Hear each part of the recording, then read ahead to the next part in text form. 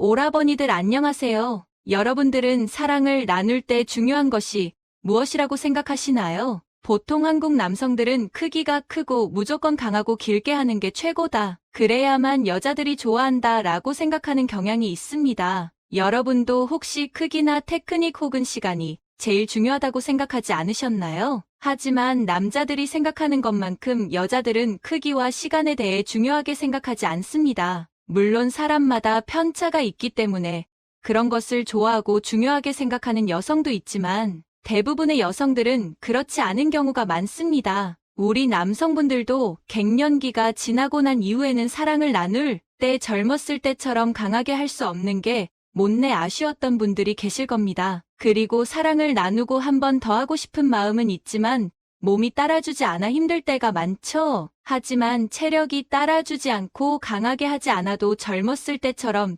뜨거운 사랑을 나누는 방법이 있습니다. 우리가 사랑을 나눌 때는 그 사람의 컨디션과 심리적인 부분이 굉장히 많이 작용하는데요. 오늘은 어떻게 하면 여자와 남자 둘 다 만족하면서 둘이 함께 행복하고 건강한 사랑을 나눌 수 있는지 그 방법들에 대해 이야기해 보겠습니다. 첫 번째는 대낮에도 사랑을 해보는 것입니다. 대낮에도 뜨거운 사랑을 나눌 수 있지만 많은 사람들이 밤에 사랑을 나누려고 합니다. 남녀 간의 역사는 밤에 이뤄진다는 말도 한 번쯤 다들 들어보셨을 겁니다. 그만큼 일반적으로 잠자리는 밤에 해야 한다는 인식이 우리 머릿속에 자리 잡고 있는 것이죠. 그렇지만 누가 정해놓은 것도 아니고 사랑을 나눌 때 정해진 시간은 없습니다. 낮이든 새벽이든 언제든지 상관없이 사랑을 나눌 수 있죠. 분위기상 밤에 하는 것이 좋을 때도 있지만 아침에 눈 떴을 때나 새벽에 나누는 사랑 또한 더할 나위 없이 좋고 아름다운 사랑이 될 수 있습니다. 특히 아침에는 남성들의 방망이가 텐트를 치고 컨디션이 좋을 때죠. 그렇게 새벽에 사랑을 나누고 나면 하루가 피곤하고 힘들 것이란 걱정을 하실 수도 있지만 오히려 새벽 사랑이 하루 일과를 더 생기 있고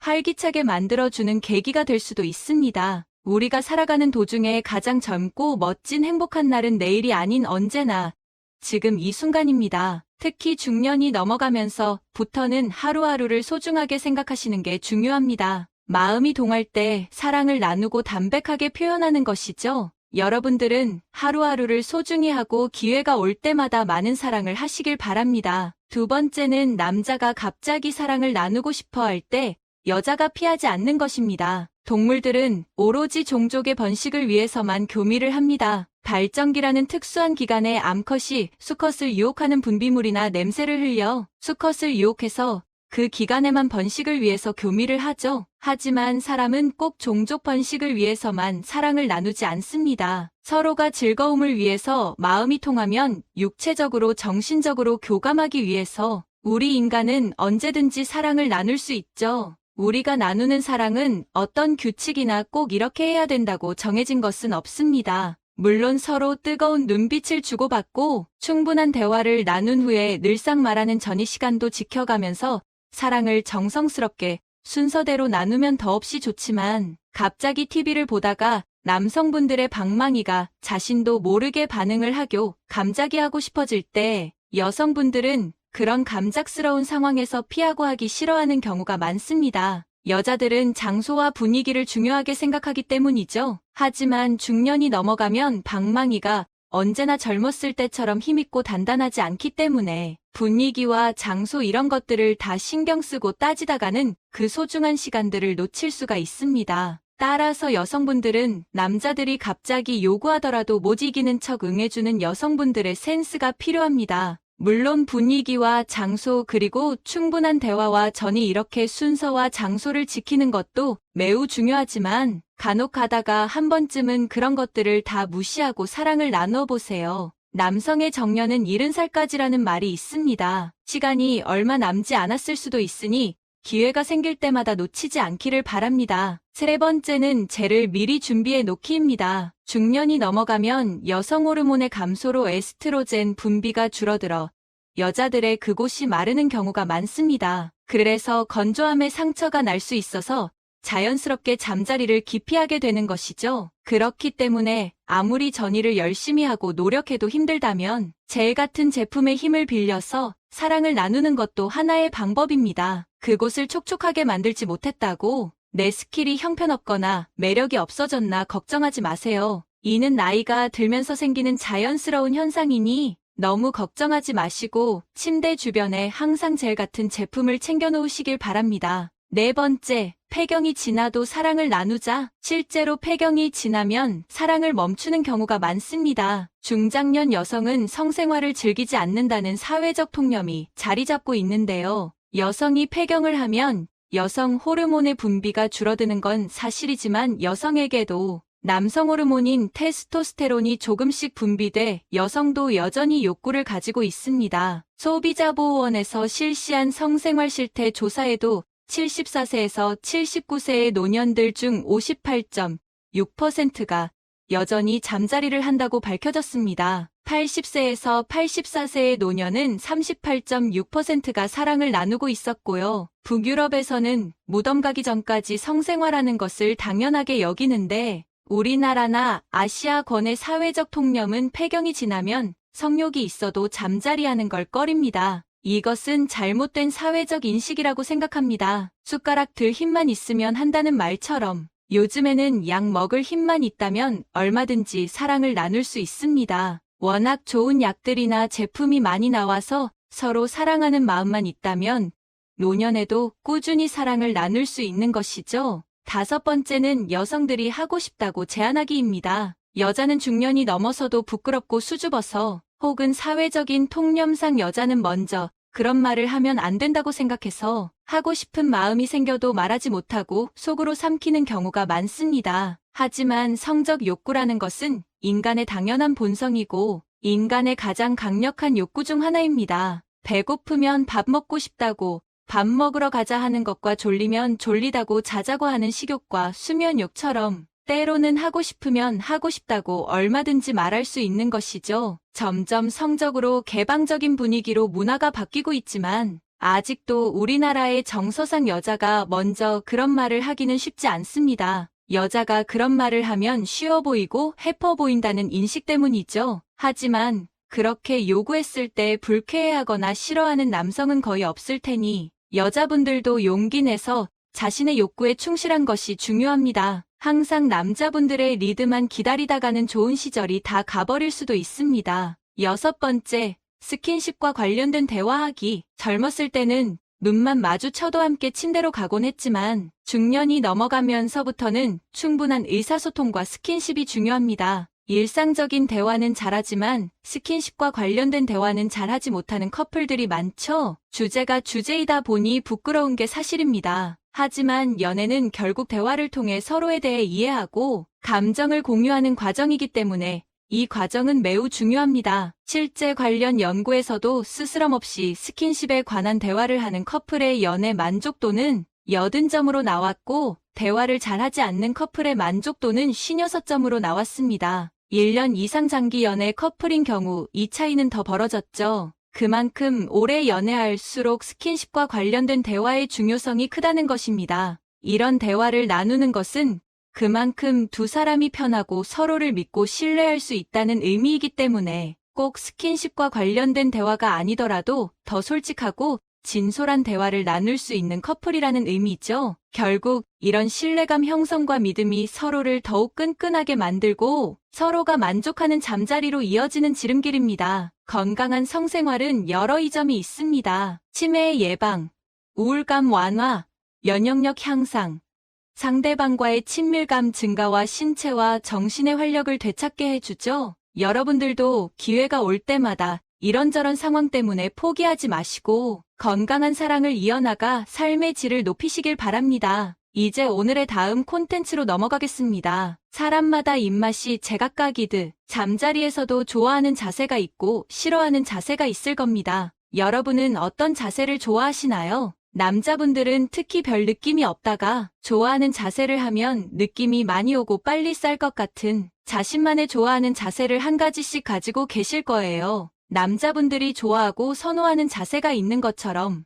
여자들도 좋아하고 선호하는 자세가 있는데요. 대부분의 여자들이 느낌이 더 많이 오고 홍콩을 빨리 가는 잠자리 할 때 좋아하는 자세가 있습니다. 모르면 손해보는 여자들이 좋아하는 자세 바로 시작하겠습니다. 왜 여자들이 좋아하는 자세를 알아야 할까요? 잠자리라는 것은 혼자 하는 것이 아니라 사랑하는 사람과 육체적으로 사랑을 나누는 행위입니다. 여자가 좋아하는 자세를 알고 만족시켜준다면 나도 즐겁고 상대방도 좋으니 다음에 또 하고 싶고 서로가 행복한 시간을 가질 수 있습니다. 하지만 한쪽만 좋은 일방적인 관계는 빨리 끝났으면 좋겠고 다음에 또 하기 싫다는 부정적인 생각들을 불러오죠. 그렇기 때문에 서로가 좋아하는 자세로 만족스러운 잠자리를 하는 것은 중요합니다. 만난 지 오래됐거나 자주 하는 연인들은 서로가 좋아하는 자세를 알고 있겠지만 만난 지 얼마 안 됐거나 자주 안 하는 커플은 서로가 어떤 자세를 좋아하는지 잘 모릅니다. 대부분의 사람들이 고기를 좋아하듯 잠자리에서도 대부분의 여자가 좋아하는 자세가 있는데요. 이것을 알고 있어야 여자가 만족해서 다음에 또 하자고 합니다. 아직 모르고 계셨다면 영상을 꼭 끝까지 시청해주세요. 첫 번째는 정상위 자세입니다. 여성이 남성에 대해 좀 더 알고 싶어 할 때는 상대방의 눈을 보고 싶어 하기 때문에 이 자세가 좋습니다. 상대방의 눈을 보며 사랑을 확인받고 싶은 것이죠. 보통 만난 지 얼마 되지 않았을 때 추천드리는 자세입니다. 누구나 알고 있는 기본적인 자세인데 이게 어떻게 홍콩을 더 빠르게 갈 수 있냐? 라고 생각하시는 분들도 계실 겁니다. 원래 기본기가 튼튼해야 먼 길에도 지치지 않고 여성들에게 최고의 잠자리를 선물할 수 있는 것입니다. 여기서 한 가지 팁은 여성들의 그곳 입구 3cm 지점에 가장 민감하게 느낄 수 있는 섬세한 세포들이 있다고 합니다. 안쪽까지 그런 세포들이 자리 잡기엔 출산할 때의 고통이 너무 크기 때문에 적당한 곳까지만 있는 것이죠. 남성분들은 바로 깊은 곳까지 격렬하게 하고 싶으시겠지만 인내심을 가지고 이 포인트 지점에서 충분히 머무르며 파트너와 그 느낌에 대해서 여운을 느끼다가 깊은 곳까지 들어가시는 걸 추천드립니다. 남자의 인내심은 여자를 더욱 애타고 흥분되게 만듭니다. 기본이 제일 중요하다는 손흥민 선수 아버지의 말씀처럼 기본적인 자세지만 이것만 잘하셔도 여자들은 크게 만족하고 또 하고 싶어진답니다. 두 번째, 여성 상위 자세. 남성은 누워있고 여성이 위로 올라가는 자세입니다. 여성이 자기가 원하는 대로 속도와 자극 포인트를 설정할 수 있기 때문에 적극적인 여성이라면 좋아하는 자세입니다. 하지만 소극적이거나 부끄러움을 많이 타는 여성은 부끄럽고 창피해서 이 자세를 피하기도 하죠. 상대방의 성격에 따라 호불호가 갈리는 자세입니다. 여러분은 상대방의 성격을 파악한 뒤에 시도해보시는 것을 추천드립니다. 이 자세에서 남자들은 그동안 소모했던 체력을 충전하며 쉴 수 있다는 것이 가장 큰 장점입니다. 하지만 그렇다고 목석처럼 가만히 계시면 안 됩니다.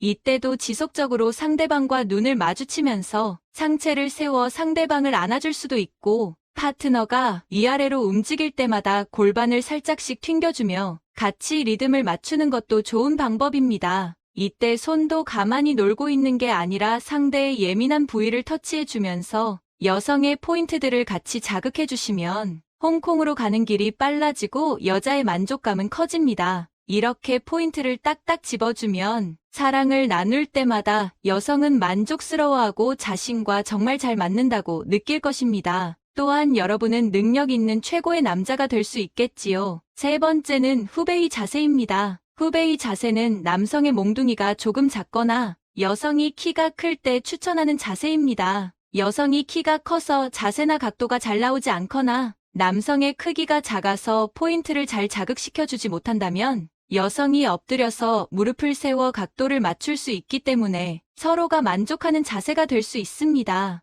여기서 한 가지 팁은 무릎을 약간 낮추고 엎드릴수록 조임이 강해지므로 서로가 더 강한 자극을 받을 수 있습니다. 상대방과 체형이 맞지 않거나 궁합이 잘 안 맞는다고 포기하지 마세요. 처음 만났을 때부터 궁합이 잘 맞을 확률이 얼마나 되겠습니까? 하지만 노력으로 이 궁합이라는 것은 얼마든지 맞출 수 있습니다. 여러분이 포기하지 않고 다양한 자세와 방법들을 시도해서 상대방을 만족시킨다면 여러분은 해냈다는 성취감과 상대방으로부터 내 남자는 최고의 남자라는 기분 좋은 칭찬을 받을 수 있습니다. 네 번째는 입으로 나누는 사랑입니다. 이렇게 사랑을 나누는 것은 많은 파트너들이 좋아하는 방법 중 하나라고 합니다. 남성들이 입으로 서비스 받는 것 좋아하듯이 여성들도 입으로 사랑을 나누는 것을 좋아합니다. 이렇게 입으로 사랑을 나누는 것은 잠자리도 중에 상대방에게 절정을 빠르게 선물하는 방법 중 하나인데요. 입으로 사랑을 나누는 것의 장점은 이게 끝이 아닙니다. 의학적으로도 건강에 좋은 영향을 끼친다는 연구 결과가 있었습니다. 인도의 영자 일간지 데칸 크로니클이라고 하는 곳에서 발표한 내용이 있었는데요. 남성들이 여성에게 입으로 사랑을 나누어 주면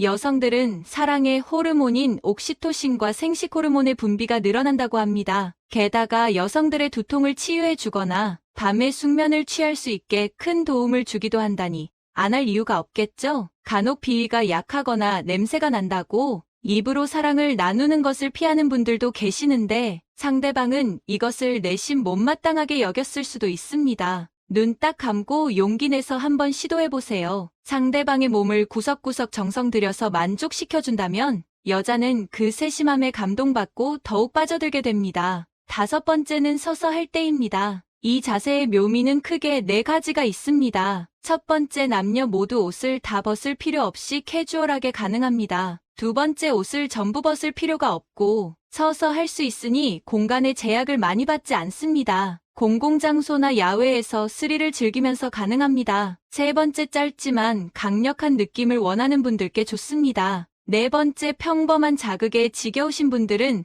새로운 자극적인 감각을 느낄 수 있습니다. 텅 빈 도서관 안쪽 어두컴컴한 지방 소도시 골목길, 자동차 문 열고 기대서 하기 등 다른 사람 눈에 들키지 않고 입으로 나오는 소리를 억제하면서 스릴을 즐기기에 최고죠. 한번 맛을 본 여성은 먼저 그 장소로 가자고 조르기도 합니다. 이 자세를 할 때 주의할 점은 남성의 팔이 튼튼해야 합니다. 흥분하면 자신도 모르게 한쪽 다리를 올리고 싶어하는 여성의 체중을 견딜 수 있을 정도로 팔 근력이 필요하기에 평소에 팔 근력 운동이 필요합니다. 당신의 팔 하나에 버티며 자극적인 경험을 한 여성은 당신에게 더 의지하게 될 것입니다. 오늘은 대부분의 여성들이 좋아하고 즐기는 잠자리 자세 5가지에 대해 알아봤는데요. 사람마다 선호하고 좋아하는 자세가 다양합니다. 만약 매번 같은 자세로 잠자리를 반복해 오셨다면 오늘은 새로운 자세를 시도해보는 것이 어떨까요? 상대방과 좋아하는 자세를 맞추고 다양한 자세를 시도해보면서 여러분의 사랑을 더욱 활기차고 아름답게 만들어 보세요. 감동하고 만족한 여자는 다음에 또 하고 싶어서 안달이 날 수도 있습니다. 마지막 부분은 당신의 삶을 위한 건강 섹션이 될 것입니다. 멸치와 함께 먹은 바로 이것 때문에 암과 치매에 걸렸다는 사실 알고 계셨나요? 노벨상을 받을 정도로 대단한 젊음의 비법인 멸치에도 최고의 궁합인 것이 있고 나쁜 궁합의 음식이 있습니다. 이렇게 좋은 멸치도 잘 먹어야 몸에 좋은 것이지요. 몸에 안 좋은 음식과 함께 드시면 오히려 건강을 해칠 수 있습니다. 그래서 준비했습니다. 암과 치매 예방을 위해 멸치와 최악의 궁합인 음식 3가지와 최고의 궁합인 음식 3가지를 모두 알려드리겠습니다. 칼슘 하면 가장 먼저 생각나는 해산물이 있습니다. 우리 밥상에서 절대로 빠질 수 없는 오늘의 주인공은 바로 칼슘의 제왕 멸치입니다. 시원하고 깊은 감칠맛을 더해주는 멸치다시 육수부터 시작해서 고소한 영양 만점 국민 밑반찬 멸치볶음까지 그 쓰임이 정말 다양한데요. 칼슘이 듬뿍 들어있어 뼈 건강에 좋은 것은 물론이고 젊음의 비법으로 노벨상까지 받은 핵산이 특히 많이 들어있으니 반드시 챙겨 드셔야 하는 식품이지요. 그런데 여러분, 이렇게 건강에 좋은 멸치도 같이 먹으면 건강을 해치는 음식들이 있다는 사실 알고 계셨나요? 그럼 지금부터 멸치와 함께 드시면 암과 치매 예방에 나쁜 최악의 궁합인 3가지와 최고의 궁합인 음식 3가지를 함께 알아보겠습니다. 첫 번째로 멸치와 함께 드시면 최악인 음식은 바로 견과류입니다. 깜짝 놀라지 않으셨나요? 멸치볶음에 호두, 아몬드, 견과류 듬뿍 넣어 드시는 분들이 참 많으실 텐데요. 일단 멸치는 칼슘의 제왕이라 불릴 정도로 풍부한 칼슘이 함유되어 있습니다. 그 칼슘 함량이 무려 다른 생선들에 비해 10배가 넘고 우유의 5배나 되는 엄청난 양인데요. 뼈 건강에 좋은 영양 성분이 참 다양하지만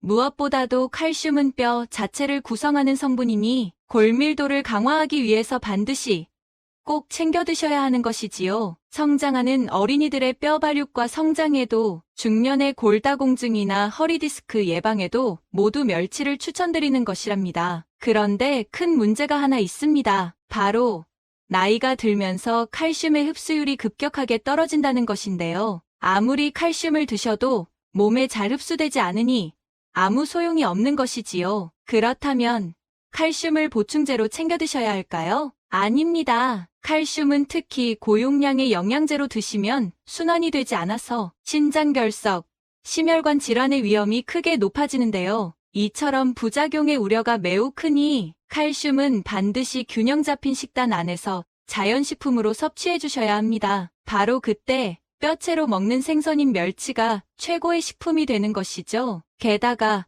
멸치는 칼슘이 우리 몸에 모두 흡수될 수 있도록 도와주는 불포와 지방산까지 가득하니 흡수율이 높아 조금만 드셔도 충분히 칼슘을 섭취할 수 있는 것입니다. 그런데 여기서 집중! 멸치와 견과류를 함께 드시면 멸치의 칼슘을 하나도 섭취하실 수 없습니다. 바로 견과류 속에는 칼슘의 흡수를 방해하는 성분이 있기 때문입니다. 호두와 아몬드에는 피트산이, 땅콩에는 수산 성분이 들어있는데요. 바로 이 성분들이 멸치에 가득한 칼슘과 결합해서 장 속에서 녹지 않는 덩어리, 불용성 복합체가 되니 몸속에 칼슘이 하나도 흡수되지 않고 바로 몸 밖으로 배출되어 버리는 것이죠. 따라서 칼슘을 위해서 멸치를 챙겨 드셨지만 아무 소용이 없게 되는 것이랍니다. 그러니 앞으로는 멸치와 견과류를 드시기보다는 멸치의 칼슘 흡수를 극대화할 수 있는 좋은 식재료와 함께 드셔야 합니다. 그렇다면 어떤 음식과 함께 드셔야 할까요? 멸치볶음에는 흔히 고추가 함께 들어가는데요. 고추의 매콤한 맛이 멸치와 어우러지면서 감칠맛이 한층 더해지는 것이죠. 그런데 멸치와 고추는 맛의 궁합뿐만 아니라 영양적으로도 최고의 궁합입니다. 앞서 견과류가 멸치의 칼슘 흡수를 방해하니 함께 드시지 말라고 말씀드렸는데요. 사실 문제는 멸치 안에도 있었습니다. 멸치에는 칼슘도 많지만 인도 가득한데요. 이는 우리 몸의 산성도의 균형을 맞추고 비타민을 활성화해서 에너지 대사를 돕는 정말 중요한 필수 무기질이지만 놀랍게도 칼슘의 체내 흡수를 방해합니다. 따라서 멸치만 챙겨 드시면 그 좋은 칼슘을 전부 드실 수 없는데요. 바로 이때 고추가 등장합니다. 고추에 있는 철분이 칼슘의 흡수를 최고로 끌어올려주는 것이죠. 게다가 멸치에는 다 좋지만 딱 하나, 비타민이 부족한데요. 고추에 가득한 비타민C와 베타카로틴이 멸치의 단점을 딱 채워주니 최고입니다. 반대로 멸치의 불포화 지방산이 고추의 기적의 항산화 성분인 베타카로틴의 흠수까지 높여주니 완벽한 찰떡궁합이랍니다. 여기서 한 가지 요리 꿀팁까지 챙겨드릴게요. 고추의 베타카로틴은 기름에 조리하면 흡수율이 훨씬 더 높아지는데요. 멸치와 함께 기름에 살짝 볶아서 멸치볶음으로 드시면 참 좋습니다. 두 번째로 멸치와 함께 드시면 최악의 궁합인 것은 바로 현미잡곡밥입니다. 멸치에는 뼈 건강에 으뜸인 칼슘은 물론이고 혈압을 조절해주는 칼륨, 그리고 등푸른 생선이라 오메가3까지 가득한데요. 바로 이 세 가지가 한국인에게 가장 부족한 영양소이니 반드시 멸치를 드셔야 하는 것이죠. 칼슘, 칼륨, 오메가3가 함께 작용하면 혈관 건강에 나쁜 포화지방을 몸 밖으로 배출시키고 콜레스테롤 수치를 뚝 떨어뜨려줍니다. 게다가 멸치는 매우 양질의 고단백 식품인데요. 피부와 관절 건강을 책임지는 콜라겐을 생성하고 피로회복과 간에 해독작용을 하는 타우린까지 풍부합니다. 또 혈당 조절을 도와주니 당뇨에도 으뜸인 음식이지요. 그래서 혈당 관리가 필요하신 분들이 멸치 반찬과 함께 현미잡곡밥을 챙겨 드시는데요. 여기서 집중! 사실 좋은 영양소를 많이 드시는 것보다 훨씬 중요한 것은 바로 우리 몸속에 제대로 흡수될 수 있도록 올바르게 섭취하는 것입니다. 즉, 드시는 양보다 흡수율이 더 핵심인 것이죠. 그런데 바로 이때 잡곡밥을 함께 드시면 잡곡에 가득한 인이 칼슘의 흡수율을 뚝 떨어뜨리는 것입니다. 특히 현미에 지나치게 풍부한 식이섬유와 피트산이 장 속에서 멸치의 칼슘과 미네랄과 결합해서 몸 밖으로 나가버리니 아무 소용이 없는 것이랍니다. 이게 바로 건강식품의 함정입니다. 건강을 위해 현미밥을 챙겨 드셨지만 오히려 칼슘, 마그네슘과 같은 미네랄 결핍이 생겨 근육 경련과 고혈압을 발생시키는 것이죠. 그럼 앞으로 잡곡밥을 먹지 말아야 할까요? 아닙니다. 방법이 있습니다. 잡곡밥의 백미의 함량을 높여주시고 현미밥만 드시는 것이 아니라 귀리나 콩, 렌틸콩 등 다양한 다른 곡물과 번갈아 드시면 됩니다. 여기에 한 가지 또 기적의 방법이 있는데요. 한때 계란의 콜레스테롤에 대한 오해로 많은 분들이 계란 섭취가 위험하다고 생각하셨는데요. 사실 오히려 건강을 위해서는 계란을 꼭 챙겨 드셔야 합니다. 무엇보다도 계란은 가성비가 가장 높은 최고의 단백질 공급원이기 때문입니다. 혹시 계란 단백질이 탄수화물의 안전벨트라는 이야기 들어보셨나요? 맞습니다. 탄수화물을 드셨을 때의 혈당이 급상승하는 것을 계란 단백질이 딱 막아주는 것이죠. 게다가 계란의 콜린 성분은 뇌를 활성화해서 기억력을 쑥쑥 높이니 뇌 건강에도 으뜸인데요. 바로 이때 계란과 멸치를 함께 드시면 기적의 치매 예방 식품이 됩니다. 멸치의 칼슘과 계란의 단백질이 서로 엄청난 시너지 효과를 내는 것은 물론이고 특히 인지 능력과 기억력 향상에 최고입니다. 바로 멸치의 오메가3와 DHA 성분 덕분인데요. 이 성분이 계란의 콜린과 함께해서 훌륭한 뇌건강 식품이 되는 것입니다. 이뿐만이 아닙니다. 멸치의 칼슘이 뼈 건강을 튼튼하게 했으니 이제 짱짱한 근육을 만들어줘야겠지요. 그런데 근육을 구성하는 유신은 몸속에서 합성되지 않아서 따로 챙겨 드셔야 하는데요. 놀랍게도 유신은 계란에 가득 들어있는 것이죠. 그러니 앞으로는 꼭 멸치와 삶은 계란 또는 계란말이를 함께 드셔서 치매와 당뇨 예방, 그리고 근육까지 챙겨주셔야 해요. 마지막 세 번째로 멸치와 최악의 궁합인 음식은 바로 시금치입니다. 멸치 다시 육수 시원하게 우려내서 시금치 된장국으로 드시기도 하고 밑반찬으로 시금치 무침과 멸치볶음을 많이 챙겨 드시는데요. 사실 영양적으로 시금치와 멸치는 좋은 궁합이 아니랍니다. 녹황색 채소의 왕인 시금치는 철분과 엽산이 풍부하고 항암작용을 하는 엽록소가 많이 함유되어 있으니 건강을 위해 꼭 챙겨 드셔야 하는 음식이지만 딱 하나의 큰 문제가 있습니다. 바로 시금치에 수산염옥살산이 많다는 것인데요. 시금치의 수산염이 멸치의 칼슘과 만나면 물에 녹지 않는 돌, 수산칼슘이 됩니다. 신장이 약하신 분들은 몸속에 결석이 되어 신장결석, 담석증을 유발할 수 있는 것이죠. 게다가 시금치 속의 철분과 멸치의 칼슘은 몸속에 흡수되는 통로가 같아 서로의 영양, 흡수를 방해하니 앞으로는 시금치와 멸치를 함께 드시지 않는 것이 좋답니다. 멸치가 노벨상을 받을 정도로 대단한 젊음의 비법이라는 사실 알고 계셨나요? 바로 멸치의 핵산이 그 비밀입니다. 핵산은 우리 몸속의 세포의 핵 안에 있는 산성 물질을 말하는데요. 바로 그 핵산이 몸속의 단백질을 만들기 때문에 제일 중요한 것이죠. 그런데 20살이 넘으면 바로 그때부터 핵산이 감소하기 때문에 노화가 시작되는 것입니다. 잠깐 여기서 퀴즈. 평소에 핵산이 가득한 음식을 잘 챙겨 드시면 과연 어떤 일이 생길까요? 맞습니다. 노화를 막을 뿐만 아니라 생체 시계를 반대로 돌려 젊어질 수 있는 것이지요. 그런데 오늘의 주인공 멸치는 핵산이 가득 들어있는 1등 식품입니다. 멸치 속의 핵산이 암과 노화의 원인인 활성산소를 제거하는 기적의 항산화 작용을 하고 손상된 유전자까지 회복시키는 것이죠. 근육의 수축과 이완을 도와 관절염을 개선하고 신진대사와 혈액순환을 촉진하니 몸의 활력과 기력 회복에도 탁월합니다. 나아가 기미와 죽은 깨, 검버섯을 제거하고 피부의 탄력을 몰라보게 올려주니 주름 개선과 깨끗한 피부를 위해서도 꼭 챙겨 드셔야 하는데요. 여기서 집중! 바로 이때 미역과 다시마 해조류가 등장합니다. 해조류에도 젊음의 비법인 핵산은 물론이고 요오드까지 가득한데요. 혈액이 덩어리로 뭉친 혈전을 풀고 혈액순환을 빠르게 해주니 심혈관 질환을 딱 예방하고 특히 모근을 튼튼하게 하니 탈모를 해결하고 풍성하고 건강한 모발까지 챙기실 수 있답니다. 잠깐!